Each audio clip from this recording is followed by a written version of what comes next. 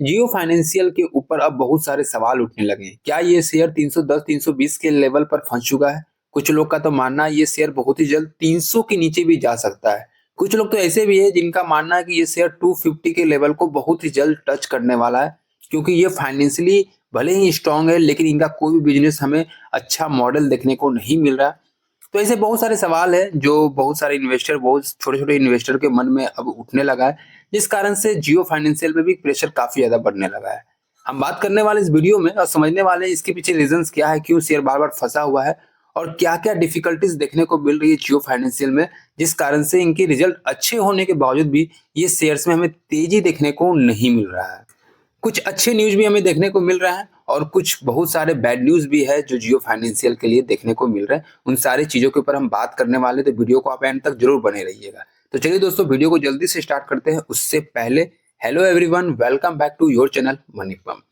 सबसे पहले दोस्तों, हम लोग अगर एक दिन का रिटर्न देखेंगे तो 2% की गिरावट आई है। वहीं अगर एक हफ्ते की बात करेंगे तो शेयर्स में 2.37% की गिरावट देखने को मिल रहा है। एक महीने की बात करेंगे शेयर्स में 8% तक शेयर में गिरावट देखने को मिल चुका है। वहीं अगर 6 महीने की बात करें तो शेयर्स लगभग 10% तक गिर चुका है। मतलब 6 महीने में कोई भी रिटर्न हमें देखने को नहीं मिल रहा है इस जियो फाइनेंशियल की तरफ से। वहीं दोस्तों, अगर हम इनका 1 साल का रिटर्न के बारे में बात करेंगे तो ओनली 41% का रिटर्न देखने को मिल रहा है जियो फाइनेंशियल की तरफ से। लेकिन अगर हम कंपटीशन करें अदर फाइनेंशियल स्टॉक के मुकाबले, तो उनके मुकाबले जो रिटर्न है काफ़ी कम देखने को मिल रहा है। तो ऐसे बहुत सारे सवाल है उठ रहे हैं कि जियो फाइनेंशियल अभी नए हैं तो उसके कारण अभी ये कस्टमर बेस नहीं बना पा रहा। तो मैं आपको ऑलरेडी बता दूं कि इनके पास already customer base as compare to other financial stock के मुकाबले काफ़ी ज़्यादा है और इनका जो ब्रांड वैल्यू वो भी ज़्यादा देखने को मिल रहे हैं। जियो फाइनेंशियल अपने आप में एक बहुत ही बड़ा ब्रांड है और as compare to other financial stocks इनको ज़्यादा रिटर्न देना चाहिए था, लेकिन नहीं दिया। ठीक है, कोई बात नहीं, अगले ईयर हम देख लेंगे। अब बहुत सारी खबर्स हैं, उनके ऊपर हम कवर अप करते हैं। सबसे पहले गुड न्यूज़ बात करते हैं कि क्या गुड न्यूज़ निकल कर आ रही है। इतनी गिरावटों के बीच में जियो फाइनेंशियल के लिए एक बहुत ही बड़ी खुशखबरी की खबर आई। हाँ दोस्तों, एक बहुत ही बड़ा mutual fund quant small cap fund ने अपनी स्टैक की होल्डिंग बढ़ा दी है जियो फाइनेंशियल में। जियो फाइनेंशियल में ही नहीं दोस्तों, 12 अदर स्टॉक्स में भी उन्होंने अपनी फंड की राइजिंग की है, जिसके कारण हम कह सकते हैं कि क्वांट क्योंकि एक बहुत ही बड़ा फंड मैनेजर है as compare to other mutual fund के मुकाबले बात करें तो क्वांट एक बहुत ही बड़ा फंड मैनेजर है, जिसके कारण अगर जियो फाइनेंशियल में इन्होंने अपनी स्टेक बढ़ाई है तो कहीं ना कहीं ये जो प्राइसेस है हमें नॉमिनल लगता है, मतलब एक अच्छा बेस लगता है, मतलब यहाँ से हमें एंट्री लेना चाहिए, ऐसा क्वांट की तरफ से अब मानना देखने को मिल रहा है। तो आपको क्या लगता है कि ये जो प्राइस पे देखने को मिल रहा है यहाँ से खरीदारी करना चाहिए या नहीं करना चाहिए? मेरे हिसाब से आप इसे खरीदारी करते रहें, ऑन एवरेज करते रहें, एवरेज करते रहें, जब तक ये शेयर्स में तेजी ना बनने को देखने को मिले। लेकिन फिलहाल जियो फाइनेंशियल के लिए गुड न्यूज़ है। अगर आपको जानना है 13 अदर स्टॉक कौन-कौन है तो आप यहाँ लिस्ट मैंने आपके सामने रखा है। यहाँ आप क्लियरली देख सकते हैं कि जियो फाइनेंशियल के सिवाय अलग अदर कौन से ऐसे स्टॉक्स हैं जिसमें क्वांट ने अपनी होल्डिंग बढ़ाई है। अब हम लोग आते हैं पॉइंट टू पॉइंट बातें कि जियो फाइनेंशियल में आखिर क्यों गिरावट देखने को मिल रहा है और अगर गिरावट देखने को मिल रहा है तो ये कब तक हमें गिरावट देखने को मिलने वाला है।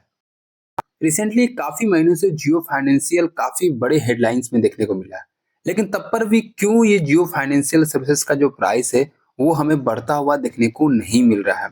चलिए हम कुछ फैक्टर्स को समझते हैं और समझते हैं क्यों ये एक न्यूट्रल जाके फंस चुका है, मतलब एक लेवल पर जाके हमें फंसता हुआ देखने को मिला है।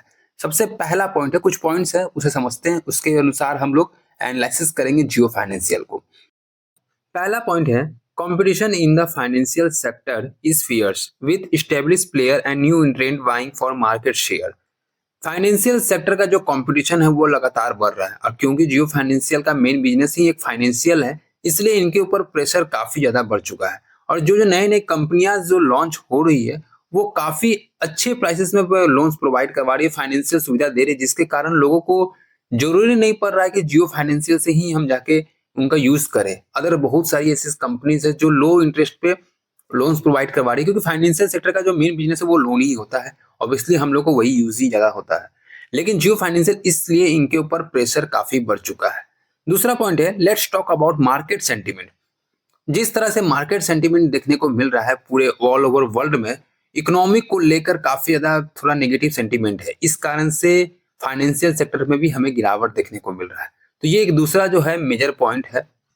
अगर आगे देखें तो investor are often influenced by micro economic factor like inflation and interest rate, क्योंकि जिस तरह से मैंने आपको बताया जितने भी इन्वेस्टर्स हैं अब काफी ज्यादा वो प्रेशर में आ चुके हैं। अगर हम बात करें इन्फ्लेशन की या इंटरेस्ट रेट की तो वो काफी ज्यादा लगातार अब हमें बढ़ता हुआ देखने को मिल रहा है। इस कारण से फाइनेंशियल सेक्टर की जो लड़ाई है वो काफी बढ़ चुकी है और काफी ज्यादा पिटाई भी हो रही है उनके शेयर प्राइसेस में। इस कारण से थोड़ा सा प्रेशर जियो फाइनेंशियल पे भी हमें बढ़ता हुआ देखने को मिल रहा है। लेकिन सबसे अच्छी बात तो ये है कि अभी तक ये शेयर्स पे इतना प्रेशर पड़ा लेकिन 300 के नीचे नहीं गया। लेकिन देखते हैं आगे भी क्या हो सकता है। If the overall economic climate is uncertain, it can lead to caution investment behavior, keeping Jio Financial stock stagnant. जिसके मैंने अभी बात किया तुरंत कि कितना बड़ा प्रेशर होने के बावजूद भी जियो फाइनेंशियल में उतनी बड़ी गिरावट देखने को नहीं मिल रहा है। तो ऑब्वियसली कहीं ना कहीं ये एक स्ट्रांग हमें सपोर्ट देखने को मिल रहा है जियो फाइनेंशियल के लिए। तो कहीं अगर इनका सेंटिमेंट जो पॉजिटिव आ गया तो जियो फाइनेंशियल में भी हमें तेजी देखने को मिल सकता है, ऐसा आशंका बन रही है। थर्ड पॉइंट है जो सबका मानना है कि Jio financial is still in its early stages. हाँ दोस्तों, जियो फाइनेंशियल अभी स्टार्टिंग फेज में है, ये फर्स्ट फेज में है और अदर्स कंपनियां जितनी भी है जो बहुत पहले लॉन्च हुई है जो फाइनेंशियल सेक्टर की वो काफी आगे निकल चुकी है। इस कारण से इनको थोड़ा सा प्रेशर या हम कहें तो थोड़ा सा इन्हें झेलना पड़ रहा है। इस कारण से जियो फाइनेंशियल का प्राइस में हमें हाइक देखने को नहीं मिल रहा है। तो ये भी एक पॉइंट हो सकता है जो मेजर कारण बन रहा होगा जियो फाइनेंशियल का। Building a robust customer base and establishing trust takes time. Investor may be hesitate to jump in until they see more concrete result for their initiatives. वही कहना है दोस्तों कि जियो फाइनेंशियल काफी अर्ली स्टेज में है और इनके जो कस्टमर बेस है और जो भी इनके ऊपर ट्रस्ट है वो थोड़ा टाइम लगेगा इनके ऊपर आने में। क्योंकि जियो फाइनेंशियल ब्रांड है तो आने वाले समय तो ये जरूर कस्टमर बेस तो बना ही लेंगे, ऑब्वियसली ये बन ही जाएगा। और इस कारण से जब तक एक अच्छा रिजल्ट हमें देखने को नहीं मिलेगा जियो फाइनेंशियल की तरफ से तब तक इनका जो कस्टमर बेस है वो नहीं बन सकता। तो ये एक बहुत ही बड़ा कंसर्न है जियो फाइनेंशियल के लिए, इसे आपको भी समझना जरूरी है। जो लोग इसे शॉर्ट टर्म में एंट्री ले रहे हैं, मुझे तो नहीं लगता कि शॉर्ट टर्म में आपको एक अच्छा रिटर्न दे सकता है। लेकिन जब तक मार्केट में पॉजिटिव सेंटीमेंट नहीं बनेगा तब तक तो कुछ भी हमें देखने को नहीं मिलेगा। Finally the company strategy decision play a crucial role. जो भी इनकी स्ट्रेटेजी है काफी बेहतरीन है, हम लोग भी जानते हैं, और इनका जो बिजनेस मॉडल वो भी तो बेहतरीन तरीके है। Any missteps in their growth strategy और failure to deliver on promises can easily dampen investor enthusiasm.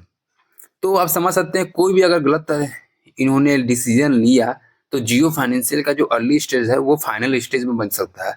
तो ऐसे तो मुझे नहीं लगता कि जियो फाइनेंशियल, क्योंकि इनके पास काफी बड़ा स्कोप है और इनको सपोर्ट भी बड़ी बड़ी कंपनियों की तरफ से जिसे रिलायंस हम जानते हैं। तो ऐसा तो मुझे नहीं लगता कि ऐसा कुछ होगा, लेकिन ऐसा मानना जा रहा है कि ऐसा हो सकता है क्योंकि बहुत सारी कंपनियां जो होती है स्टार्टिंग फेज में ही उनका फाइनल फेज हो जाता है। तो ये भी एक चांसेस है, लेकिन फिलहाल हमें अभी कोई भी ऐसा चांसेस नहीं देखने को मिल रहा है क्योंकि इनके ऊपर कोई भी बोरोइंग नहीं है। मैंने आपको पहले भी बताया है कि कंपनी के ऊपर कोई लोन नहीं है। इस कारण से कंपनी पूरी तरह से डेब्ट फ्री है और डेब्ट फ्री कोई भी कंपनी अपनी काम आजादी में करता है। तो जियो फाइनेंशियल के लिए एक बड़ा मेजर पॉइंट है जिसमें हम कह सकते हैं आने वाले समय में लॉन्ग टर्म का ये एक बेस्ट शेयर बन सकता है। कि आप जितने भी अदर फाइनेंशियल स्टॉक्स को देखेंगे ना, उस सारे स्टॉक्स के ऊपर कुछ ना कुछ बर्डन है, कुछ ना कोई लोन है, काफी ज्यादा लोन्स देखने को मिलते हैं। जैसे कि बजाज फाइनेंस देख सकते हैं, जैसे कि एचडीएफसी, वैसे बहुत सारी चीजें हैं जिनके ऊपर बहुत सारे लोन्स हैं। उस लोन के हिसाब से ही वो अपने काम कर रहे हैं, लेकिन जियो फाइनेंशियल के ऊपर कोई बर्डन नहीं है। तो मे भी मेरे हिसाब से आने वाले समय में ये एक अच्छा शेयर साबित हो सकता है। लेकिन फिलहाल अभी नेगेटिव सेंटीमेंट है, काफी ज्यादा प्रेशर है, तो गिरावट तो बनेगी ही। तो क्या आपको सही में लगता है कि ये फंस चुका है? Thanks for watching. If you find this analysis helpful, don't forget to subscribe to the channel for more insights. अगर नहीं अच्छा लग रहा है तो नहीं कीजिएगा, अगर अच्छे लग रहा है तो लाइक और शेयर जरूर कीजिएगा। Thank you.